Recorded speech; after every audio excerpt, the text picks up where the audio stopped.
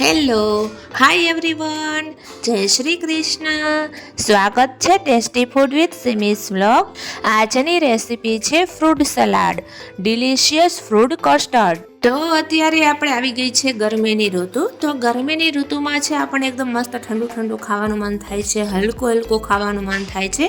તો આ રેસીપી એવી છે કે તમારે બપોરે છે કે બપોર પછી રોંઢે ઉઠીને પણ તમે લઈ શકો છો, રાત્રે પણ લઈ શકો છો, સુવાટાણે પણ લઈ શકો છો. ગમે ત્યારે તમે રેસીપીનો ટેસ્ટ લઈ શકો છો. અને આ ફ્રૂટ સલાડની રેસીપી છે એ બનાવવી એકદમ સરળ છે, સહેલાઈથી બની જાય છે.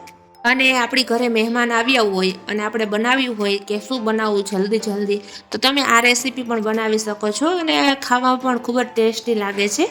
તો આ રેસીપી બનાવવી બહુ જ સહેલી છે, એટલે કોઈ પણ મહેમાન પણ આવે આપણી ઘરે તો પણ જલ્દીથી આપણે બનાવી શકીએ છીએ. તો રેસીપી બનાવવા માટે સૌ પ્રથમ આપણે 1 લીટર દૂધ લેવાનું છે અને દૂધને આપણે ગરમ કરવા મૂકવાનું છે. એકદમ ફૂલ ગરમ થાય, એક ઉફાળો આવે ત્યાં સુધી ગરમ કરવાનું છે. અને એક ઉફાળો આવે એવી રીતના ગરમ થઈ જાય પછી આપણે 4 થી 5 ચમચી ખાંડ એડ કરવાની છે અને ખાંડને હલાવતા રહેવાનું છે, ઓગાળવાની છે એકદમ ખાંડ ઓગળી જાય પછી થોડીક વાર ઉકાળવાનું છે. અને 5 મિનિટ દૂધ ઉકાળ્યા પછી આપણે જોવાનું છે કે દૂધ કેટલું ઘાટું થયું છે, કારણ કે જેટલું ઘાટું થશે ને દૂધમાં એટલો સ્વાદ 2 ગુણો વધશે. પછી આપણે લેવાનો છે કસ્ટર્ડ પાવડર. હું આવી રીતે પેકિંગમાં લઉં છું અને એ પણ ગોલ્ડન વેનીલા ફ્લેવરમાં લઉં છું. આમાં 2-3 ફ્લેવર પણ આવે છે અને છૂટક પણ આવે છે, તો તમે જે યુઝ કરતા હોય તે લેવાનો. ત્યારબાદ આપણે એક વાટકામાં ઠંડુ દૂધ લેવાનું છે અને ગરમ દૂધ લેવાનું નથી, નોર્મલ ટેમ્પરેચરવાળું પણ તમે લઈ શકો છો. અને તેમાં આપણે 2 ચમચી કસ્ટર્ડ પાવડર એડ કરવાનો છે અને એકદમ સરસ હલાવવાનો છે. પછી આપણે ચમચીથી જોઈ લેવાનું કે દૂધમાં જે કસ્ટર્ડ પાવડર એડ કર્યો છે એકદમ સરસ મિક્સ થઈ ગયો છે. જો મિક્સ થઈ ગયો હોય તો આપણે જે દૂધ ઉકાળ્યું છે એ દૂધમાં એડ કરવાનો છે.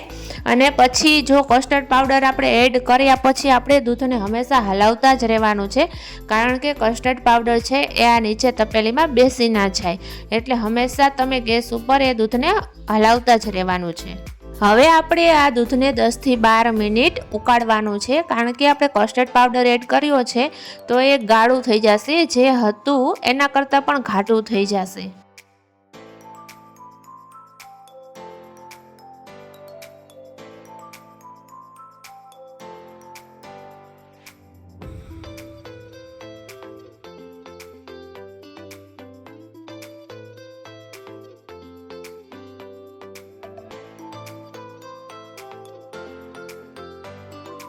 દસ થી 12 મિનિટ દૂધને ઉકાળ્યા પછી આપણે ઠંડુ કરવાનું છે. તો આપણે કોઈ પણ એક મોટું વાસણ લેવાનું અને તેમાં ઠંડુ પાણી એડ કરવાનું અને તેમાં આપણે જે દૂધ ઉકાળ્યું છે તપેલી રાખવાની અને સતત હલાવતા રહેવાનું.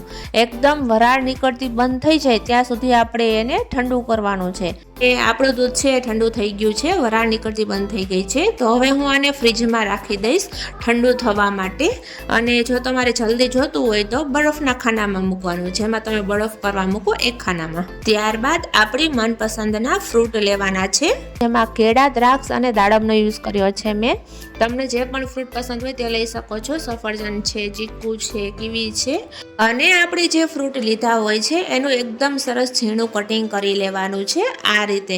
જેમાં મેં કેળાનું પણ અને દ્રાક્ષનું કટિંગ કર્યું છે. બધા ફ્રૂટનું કટિંગ કર્યા પછી આપણે જે ફ્રીજમાં જોઈ લેવાનું કે આપણું જે દૂધ છે એ ઠંડુ થઈ ગયું છે.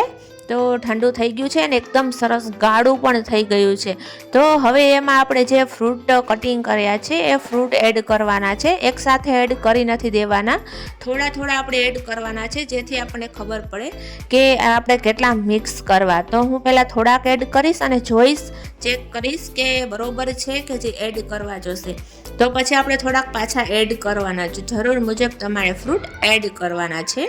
અને આપણું જે કસ્ટર્ડવાળું દૂધ છે એમાં ફ્રૂટ એડ કર્યા પછી એકદમ સરસ કસ્ટર્ડવાળું દૂધ અને ફ્રૂટ બંનેને મિક્સ કરવાના છે અને પાછું આપણે ફ્રીજમાં ઠંડુ કરવા રાખવાનું છે. એકદમ સરસ ઠંડુ થઈ જાય પછી આપણે જે આ ફ્રૂટ સલાડ બનાવ્યું છે એનો ટેસ્ટ એન્જોય કરી શકીએ છીએ. તૈયાર છે ફ્રૂટ સલાડ. જો તમને મારી રેસીપી પસંદ આવી હોય તો કમેન્ટ બોક્સમાં ચોક્કસ જણાવજો કે મારી રેસીપી તમને કેવી લાગી. આવી જ રીતે મારી રેસીપી જોવા માટે મારી ચેનલને સબસ્ક્રાઈબ કરો, લાઈક કરો અને શેર કરો. Thank you.